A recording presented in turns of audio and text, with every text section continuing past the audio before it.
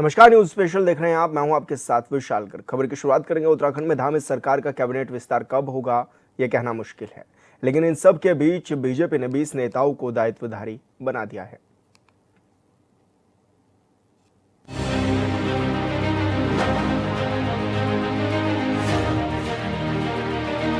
मुख्यमंत्री की जो सोच है वो और तेजी से दिशा में आगे बढ़ेगी। उत्तराखंड में महीनों से कैबिनेट विस्तार की चर्चाओं के बीच धामी सरकार ने दायित्वधारियों की सूची जारी कर दी है। विपक्ष कह रहा है कि सीएम धामी ने सूची जारी कर दबाव को कम कर लिया है।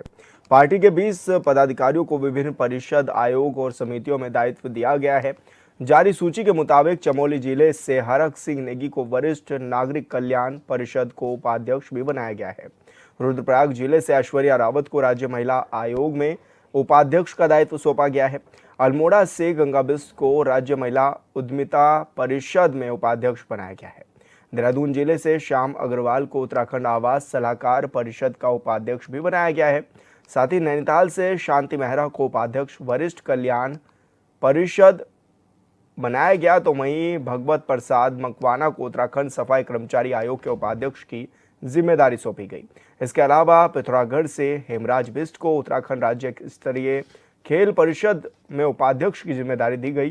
चमोली से रामचंद्र गौड़ को वरिष्ठ नागरिक कल्याण परिषद का अध्यक्ष बनाया गया, जबकि अल्मोड़ा से पूरन चंद नेलवाल को प्रवासी उत्तराखंड परिषद का उपाध्यक्ष बनाया गया है।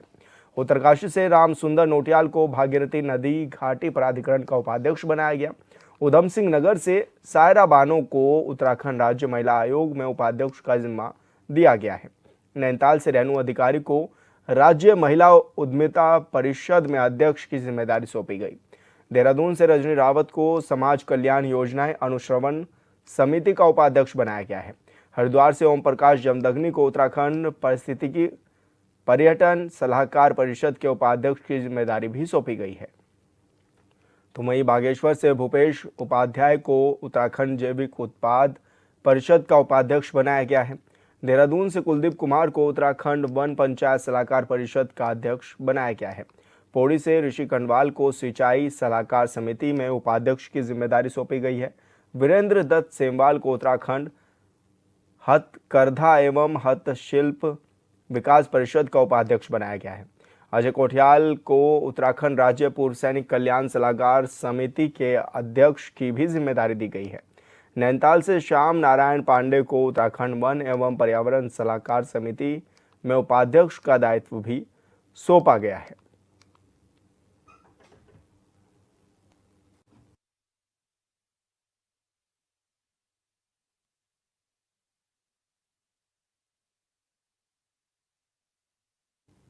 तो 20 नेताओं को अलग अलग विभागों की जिम्मेदारियां भी सौंपी गई हैं। अपॉइंटमेंट हमको दी जा रही है। ऐसा नहीं है कि ये कोई नया रॉकेट का आविष्कार हो रहा है। इसमें कोई शक नहीं है कि उत्तराखंड में सब लोग बड़े जुझारू हैं, काम करने की इच्छा रखते हैं। सरकार भी कहीं ना कहीं लोगों के विचार को एक जिसे बोलते हैं कंस्ट्रक्टिव दिशा में ले जाने के लिए प्रयासरत रहती है। खासकर हमारे मुख्यमंत्री जो खुद ही यंग भी नहीं बल्कि यंगस्टर मुख्यमंत्री हैं, वो तो वैसे ही अपने एक्सपीरियंस की वजह से हर जगह कुछ ना कुछ आइडिया लेकर के और प्रयास में रहते हैं कि कैसे चीज़ों को और अच्छा करा जा सके। उत्तराखंड की एक दूसरी जो बड़ी खासियत है वो है कि ये इसे बोलते ही सैनिक बाहुल क्षेत्र। ओवरऑल पूरे देश में अगर परसेंटेज देखी जाए उत्तराखंड की जनसंख्या को के हिसाब से, तो सबसे ज़्यादा फौजी यहाँ से हैं।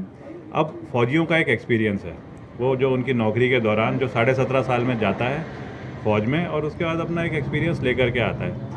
इनका एमलगेमेशन कैसे होना चाहिए? पहले तो फौजी का मोटिवेशन यही जो संस्था जो कि ऑर्गेनाइजेशन है जिसमें कि हमको बोला जा रहा है, जिम्मेवारी दी जा रही है, कैसे फौजियों की ज़रूरत को पूरा करा जाए ताकि वो मोटिवेशन लेवल हाई रहे।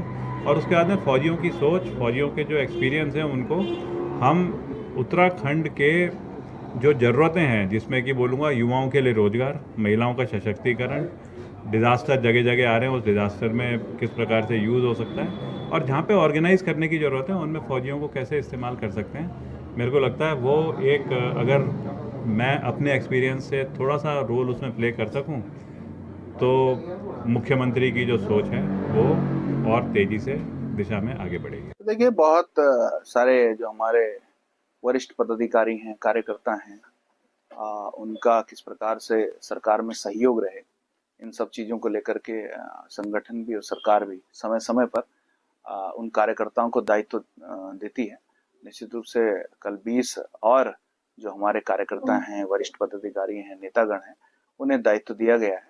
अब सरकार में वो अपने-अपने विभागों में सहयोग करेंगे। निश्चित रूप से जो मोदी जी ने कहा है कि ये सदी जो है ये उत्तराखंड की है और उत्तराखंड के विकास के लिए केंद्र सरकार जिस प्रकार से राज्य सरकार का सहयोग कर रही है, इसी प्रकार से उस सहयोग को बेहतर ढंग से आगे बढ़ाने का काम और सरकार की जो नीतियां हैं वो जनता तक पहुंचाने का।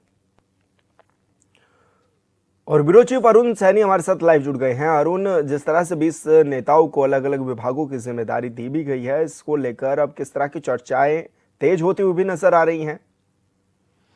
बिल्कुल विशाल, मुख्यमंत्री पुष्कर सिंह धामी के द्वारा 20 दायित्व जो है वो बांटे गए हैं और 20 पदाधिकारियों को दायित्व मुख्यमंत्री पुष्कर सिंह धामी के द्वारा बांटे भी गए और दायित्व बंटवारे को लेकर के लंबे समय से अटकलें भी चल रही थी। इससे पहले भी दायित्व बांटे गए थे और अब कल जो है पहली सूची जारी की गई है और जिसमें कि 20 नेताओं को, पदाधिकारियों को दायित्व जो है वो बांटे गए और अलग अलग जिम्मेदारियाँ इन सभी को दी गई है। तो ऐसे में अब जो है इससे क्योंकि दायित्व जब बढ़ते हैं तो कहीं ना कहीं जो सरकार का काम भी होता है, जो मुख्यमंत्री के ऊपर भार भी होता है, तो सरकार में जो विभाग हैं उन विभागों में कार्य भी और अच्छी गति से हो पाते हैं और जो जनता से भी आसानी से जो है जनता जुड़ भी सकती है और अपने जो कामों को लेकर के वो जा भी सकती है। तो इस तरीके से कामों में तेज गति मिले और प्रदेश का विकास भी दोगुनी तरक्की से हो सके, दोगुना हो सके, तो इसको लेकर के जो है ये दायित्व बांटे भी जाते हैं और हर सरकार में दायित्व जो है वो बढ़ते भी हैं। तो इसी तरीके से पार्टी के पदाधिकारियों को दायित्व दिए जाते हैं। तो ऐसे में भारतीय जनता पार्टी ने भी अपने पदाधिकारियों को दायित्व बांटे हैं और 20 पदाधिकारियों को दायित्व बांटे गए। तो ऐसे में अब प्रदेश अध्यक्ष को लेकर के भी चर्चाएं हैं। प्रदेश अध्यक्ष को लेकर के भी माना जा रहा है कि इसी सप्ताह प्रदेश अध्यक्ष की घोषणा भारतीय जनता पार्टी कर सकती है। तो वहीं मंत्रिमंडल विस्तार को लेकर के भी तमाम अटकलें जो लगी भी रही हैं और तमाम अटकलें चली भी आ रही हैं। करीब 2 महीने से लगातार मंत्रिमंडल विस्तार को लेकर अटकलें तेज है। हालांकि ये पिछले 2 सालों से लगातार जो है मंत्रिमंडल विस्तार को लेकर चर्चाएं समय समय पर सुगबुगाहट तेज भी होती है। तो ऐसे में अब मंत्रिमंडल का विस्तार कब तक होता है, तमाम चीज़ें भी देखने वाली होंगी और ऐसे में अभी दायित्व भी जो बांटे गए हैं, अभी और भी किन किन नेताओं को दायित्व बांटे जाते हैं या कितने दायित्व अभी और भी मुख्यमंत्री के द्वारा बांटे जाएंगे और मंत्रिमंडल विस्तार को लेकर के भी जो अटकलें लग रही थी उन पर भी कब तक विराम लगता है, ये तमाम चीज़ें जो है वो देखने वाली होंगी। अरुण, लेकिन क्या माना जाए, क्या दायित्व देकर दबाव को कम किया गया है? क्योंकि लगातार अब इस तरह की सुगबुगाहट भी होती हुई नजर आ रही है, आरोप प्रत्यारोप का दौर भी शुरू हो गया है कि दायित्व देकर अब दबाव कम किया जा रहा है। क्या ये वाकई सही है? जी बिल्कुल विशाल, देखिए दायित्व को लेकर के लंबे समय से जो सियासत भी इसको लेकर हो रही थी, विपक्षी दल भी सवाल खड़े कर रहा था और ऐसे में सत्ता पक्ष के जो कई नेता हैं वो भी लगातार इंतजार में थे कि कब उन्हें दायित्व दिया जाए और दायित्व बंटवारे को लेकर के लगातार मुख्यमंत्री आवास के चक्कर काटने हो या अपनी हाजिरी वहां पर लगानी हो, इस तरीके से नेताओं ने काफ़ी भागदौड़ भी की। तो ऐसे में अब दायित्व जो है बांटे गए, कहीं ना कहीं दायित्व जो बढ़ते हैं उससे विभागों में काम भी जो है वो बढ़ते हैं और इससे काम करने में भी आसानी जो है विभागों में होती है और लोगों के भी काम आसानी से हो भी जाते हैं। तो ऐसे में अब इसी को लेकर के दायित्व बांटे भी गए हैं और कहीं ना कहीं इसमें भार जो है वो कम भी हुआ है। और अभी मंत्रिमंडल विस्तार को लेकर के भी, क्योंकि मुख्यमंत्री पुष्कर सिंह धामी के पास कई विभाग हैं और अभी 5 पद कैबिनेट के वो रिक्त है, तो ऐसे में इसमें भी कब तक जो है मुख्यमंत्री पुष्कर सिंह धामी के द्वारा कैबिनेट विस्तार किया जाता है और किन किन चेहरों को उसमें जगह दी जाती है, तमाम चीज़ें भी देखने वाली होंगी। और ऐसे में जो है जो भार मुख्यमंत्री पुष्कर सिंह धामी के पास अभी भी कई विभागों का है, उसे कब तक कम किया जाता है, तमाम चीज़ें भी आने वाले समय में देखने वाली होंगी। जी बिल्कुल अरुण, आप बने रहिए हमारे साथ राजेश बिष्ट जी जुड़ गए हैं, बीजेपी प्रवक्ता है। राजेश जी, बहुत स्वागत है आपका चैनल पर। जी नमस्कार विशाल जी। राजेश जी, जिस तरह से ये दायित्व सौंपे गए, अब क्या माना जाए कि आने वाले समय में अब किस तरह की तैयारियां भी हैं आप लोगों की? क्योंकि एक लिस्ट तो आपने निकाल दी 20 लोगों की, लेकिन कोई नाराजगी ना हो उसको किस तरह से अब आप कोई डैमेज कंट्रोल ना हो उसको आप किस तरह से लेकर के चल रहे हैं? देखिए विशाल जी, ये जो 20 दायित्वधारियों को मौका दिया है उत्तराखंड के अंदर माननीय पुष्कर सिंह धामी जी के द्वारा, मेरा ये मानना है कि गढ़वाल, कुमाऊं और तराई तीनों को बैलेंस बनाते हुए जो जिम्मेदार लोग थे, जो योग्य लोग थे, जो विद्वान लोग थे, जिनको प्रदेश की पूरी जानकारी है, जिनको जिन जिन विभागों में जिम्मेदारी दी गई है वहां का पूरा अनुभव है, उसको देखते हुए इस तरह का विस्तार किया गया। और ये उत्तराखंड के लोगों के लिए बड़ी खुशी की बात है कि ये सारे लोग जमीन में, अगर आप बात करें लोगों के सुख दुख में जाने वाली बात, उनसे मेल मिलाप की बात, उनसे व्यवहार की बात, तो सकुशल तरीके से लोगों की रीच में ये लोग शुरू से हैं। और अच्छा है कि इन लोगों को अपने अनुभव का फायदा और लोगों को इनके अनुभव का फायदा मिलेगा अलग अलग विभागों में, तो ये बहुत अच्छी चीज हुई है। और आगे को पार्टी है और माननीय मुख्यमंत्री जी सब चीजों को बड़े अच्छे से जानते हैं, तो उन्होंने बैलेंस बना के अच्छा दायित्व दिया है, जिम्मेदार लोगों को दिया है। तो ऐसे में क्या माना जाए, क्या दबाव कम करने की भी कोशिश की गई है कि सरकार पर दबाव था क्योंकि लंबा समय हो गया और पदाधिकारियों को दायित्व नहीं सौंपे गए थे?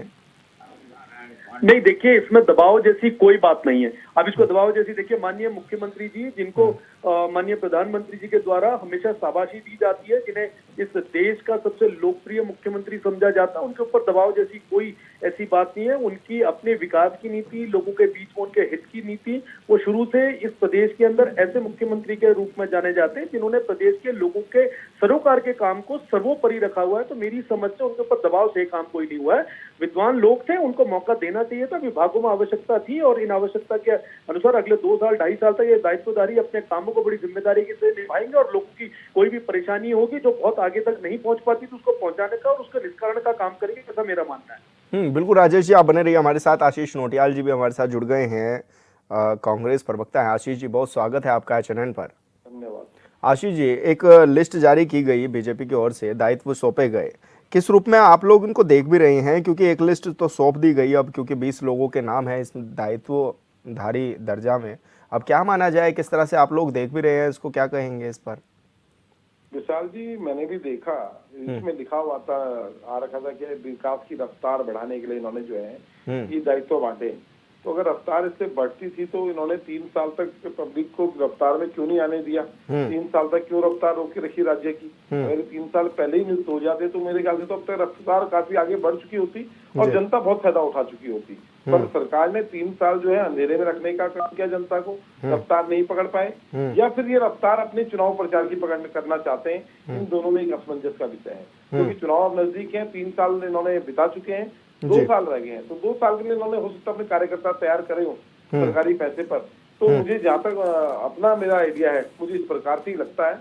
और जैसे अभी हमारे बिष्ट जी बता रहे थे कि ऐसे ही नहीं, प्रधानमंत्री जी जो है धामी की तारीफ कर रहे हैं। अच्छा होता अगर धामी जी की तारीफ उत्तराखंड के लोग करते। अगर हम यहाँ से धामी जी की तारीफ करते कि धामी जी आपने अस्पताल बना दिया, आपने ये व्यवस्था कर दी, तो आपका धन्यवाद, तो ज्यादा अच्छा होता। धामी जी सिर्फ नफरत की राजनीति कर रहे हैं, उत्तराखंड को बड़ी गलत दिशा में ले जाने का काम कर रहे हैं। आपने अभी परसों ही देखा होगा कि इन्होंने ईद के मौके पर किस तरीके से जो है जगहों के नाम बदलने का काम किया। और आज मैंने देख रहा था कि ये कहां से आपके ऊपर कितने लोगों का दबाव था, आपको कितने धरने प्रदर्शन हुए कि ये नाम बदलने चाहिए। क्योंकि देहरादून में हम बैठे हैं, फिलहाल मैं देहरादून की बात करूंगा, जो मियांवाला चौक का नाम आपने बदला, तो मियांवाला चौक के लिए कितने धरने प्रदर्शन हुए। निश्चित हम ITR के थ्रू ये भी मांगने का काम करेंगे कि कितने धरने प्रदर्शन लोगों ने किए, बताएं भैया कितने लेटर आए, क्या हुआ जो आपने नाम बदला। आप जनता की उस बात को कह रहे हैं कि मन की भावनाओं को समझ जा रहे हैं, तो सामने वाले के मन में चल रहा था कि नाम बदल जाता तो बढ़िया हो जाता, पर आप उन भावनाओं को नहीं समझ पा रहे हैं कि आपके घर का मुख्यमंत्री आवास का जो घेराव हो रहा है, आज आंगनबाड़ी कार्यकर्तियां आपका घेराव करती हैं, इतने जो पेंशनर्स हैं घेराव कर रहे हैं, पर आपको उनकी आवाज सुनाई नहीं देती, पर लोगों के मन की आवाजों को आप सुनने का काम कर रहे हैं। तो ऐसे जो तेजस्वी मुख्यमंत्री हैं, जिनको इस प्रकार की आवाजें सुनाई देती है, अंदर की आवाजें सुनाई दे रही हैं, किसी के मन की पर जनता की आवाज नहीं सुनाई दे रही, बड़ा दुख होता है कि आप राज्य को किस ओर ले जाने का काम कर रहे हैं। राजेश जी, क्योंकि सही तौर पर कहना है आशीष जी का भी कि 3 साल लग गए आपको दायित्व देने में, और जबकि विकास कार्यों के लिए आप बोल भी रहे हैं कि रफ्तार बढ़ेगी। ऐसा है विशाल जी, देखिए बीच में भी दायित्व दिए गए थे, कई जिम्मेदार लोगों को, विद्वान लोगों को मौका दिया गया था, जिन्हें राज्य मंत्री का दर्जा देकर अलग अलग विभागों में जिनकी जरूरत थी वहां पे उनको मौका दिया गया। ऐसे ही आगे भी दिया जाएगा। और कांग्रेस की सारी बातें निराधार होती हैं, ये हताश लोग हैं, ये हारे हुए लोग हैं, ये जिन मुख्यमंत्री के बारे में इतनी बातें कर रहे हैं। अभी तमाम लोकतंत्र के द्वारा जब सरकार चुनी जाती है या मुख्यमंत्री बनते हैं, विधायक बनते हैं, उसमें अब बीते 5 साल 8 साल का ग्राफ उठा के देखिए, अगर भारतीय जनता पार्टी काम करने वाली पार्टी नहीं होती तो क्या लोग भारतीय जनता पार्टी को सपोर्ट करते, वोट करते? इनको केंद्र से सपोर्ट नहीं मिल रहा है, इनको प्रदेश में सपोर्ट नहीं मिल रहा, और ये हमारी लोकप्रियता की बात कर रहे हैं। और जहां तक आप बात कांग्रेस की कर रहे हैं, ये हमारे प्रदेश के अंदर कहते हैं नफरत की राजनीति करते हैं। इनके कर्नाटक में जहां इनकी सरकार चल रही है, आप वहां का हाल देखिए।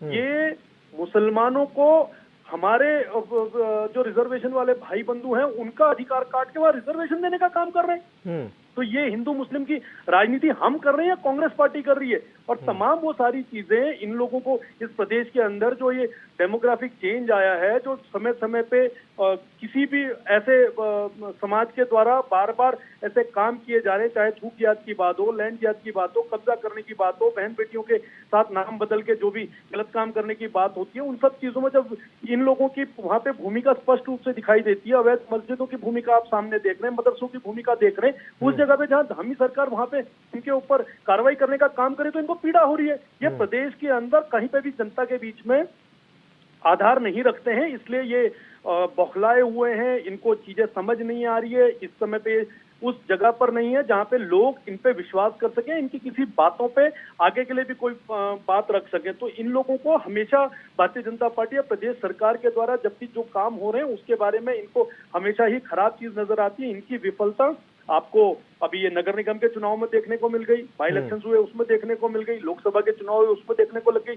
जनता कहीं ना कहीं ये तो विचार कर रही है कि ये वो पार्टी है जिसने 67 सालों तक देश के अंदर लूटने का काम किया। ऐसी इमरजेंसी, अघोषित इमरजेंसी इस देश के अंदर लगाई थी जब इनकी स्वर्गीय इंदिरा गांधी जी प्रधानमंत्री थी, उनका वहां पे उनको ब्लैकलिस्ट कर दिया गया था कि वो आगे चुनाव नहीं लड़ सकती है। उसके बाद देश का जो हाल हुआ है ये हमें बता रहे हैं राजनीति किस तरीके से और शासन किस तरह से चलता है। बहुत कुशल नेतृत्व में शासन इस प्रदेश के अंदर चल रहा है और बहुत अच्छा शासन चल रहा है, और मैं मानता हूँ कि जनता इससे खुश है। विकास के तमाम कार्य हो रहे हैं, चाहे आप रोपवे की बात कर लीजिए, आप हेलीपैड की बात कर लीजिए, ट्रेन की बात कर लीजिए। कभी किसी ने सोचा था पहाड़ में ट्रेन पहुंचेगी? कभी किसी ने सोचा था केदारनाथ का जो 12.5 किलोमीटर का रास्ता था वो रोपवे से हम 20 मिनट 25 मिनट में पहुंच जाएंगे? तो वो सारी तमाम चीजें हैं जो कांग्रेस पार्टी अपनी विफलता लेके आ रही है। हमने ये भी सोचा था कि इलेक्ट्रॉन बॉन्ड आएगा, जब इतनी बड़ी आपदा इलेक्ट्रॉन बॉन्ड के नाम पे अपने समय पे पहले भाई साहब, मैं जानता हूँ ये कई मेरी चीजें नहीं सोची जो आपने कर ली। मैं जानता हूँ हमने ये भी नहीं सोचा था कि हम मस्जिदों में अपने मंदिर तोड़ने का काम करेंगे। मैं जानता हूँ ये झूठ रहे होते हैं। हमने ये भी नहीं सोचा था कि राम मंदिर के नाम पर आप पैसा खाओगे, अयोध्या के अंदर आप जमीनों की पत्थर मार रहे हैं। राजेश जी एक एक करके अपनी बात रखिएगा जी, एक एक करके अपनी बात रखिए प्लीज। प्रदेश बार बार इनके झूठ के सामने अब इनको मौका नहीं देने वाली है। इनकी परेशानी को मैं अच्छे से जानता हूँ, तो इनकी बातों का कोई आधार नहीं है। प्रदेश में जिनको जिम्मेदारी मिली है उसके लिए उन सबको प्रदेश के 1.25 करोड़ उत्तराखंडियों की तरफ से बहुत बहुत बधाई। और मैं मानता हूं कि इससे कहीं ना कहीं विकास कार्य जो अगले 2-2.5 सालों में उसमें तीव्रता आएगी, उसमें तेजी आएगी और ये काम अच्छे होंगे प्रदेश हित में। जी आशीष जी, राजेश जी कह रहे हैं कि 8 सालों का रिपोर्ट कार्ड नहीं देखा आपने, क्या वाकई नहीं देखा? 8 सालों में कुछ हुआ ऐसा है? क्या देखा हमने? क्यों नहीं देखा? देखा हमने अंकिता हत्याकांड हुआ, उसके अंदर आरोपी को इन्होंने बचाया, हमने देखा पेपर लीक हुआ। हमने ये राजेश जी, आशीष जी को अपनी बात रखने का मौका दीजिए। आशीष जी लाठी खाते में देखा, हमने देखा है किस तरह से लॉ एंड ऑर्डर की धज्जियां उड़ी। इनके नेता भारतीय जनता पार्टी के किस तरह महिलाओं के साथ उत्पीड़न कर रहे हैं, हमने उनको भी देखा है। बस के अंदर किस तरह से एक लड़की का आईएसबीटी के अंदर बलात्कार होता है, हमने वो भी देखा है। हमने उपनल कर्मियों को नौकरी से निकालते हुए देखा है इनको। हमने देखा है कोरोना काल में किस तरह से जो बेचारी नर्सें सेवा दे रही थी उन्हें नौकरी से बाहर करने का काम किया, हमने ये भी देखा है। इसी केस में हमने देखा है आपने एम्स के अंदर 700 750 राजस्थान के लोगों को भर्ती कर दिया। बहुत कुछ देखा हमने 7 साल में, और बहुत कुछ समझे हैं इन लोगों को किस तरह का काम कर रहे हैं। गलत काम करते हैं और तालियां बजाते हैं, खुद ही अपने आप पीठ थपथपाते हैं। बेशरम लोग हैं ये लोग। तो क्या लग रहा है, अच्छा पदाधिकारियों को जो जिम्मेदारी दी गई, अब क्या वाकई ही विकास कार्य तेजी से होंगे? बिल्कुल, हम बता रहे हैं अगर बात ये पदाधिकारी काम करने लायक हैं और इनसे उत्तराखंड को अच्छा फायदा मिल सकता है, तो 3 साल से विकास की रफ्तार को क्यों थाम के रखा? या ये ढूंढ रहे थे कि कोई ऐसा मिल जाए जो अजूबा मिल जाए, जो आज इनको मिल गया 3 साल बाद? आज 3 साल बाद ऐसी क्या चीज मिल गई? इन पे कौन सा चिराग हाथ लग गया जो 3 साल पहले इनको पता नहीं था ये लोग इतने काम के हैं जो उत्तराखंड को विकास की रफ्तार को बढ़ा देंगे? इनको पता नहीं था, तो इन्होंने उत्तराखंड का 3 साल का पूरा नुकसान करने का काम किया है। जो आज रफ्तार 2 साल में होनी चाहिए थी, वो 3 साल तक तो हम कहां से कहां पहुंच जाते। आप बताएं क्या करा इन लोगों ने?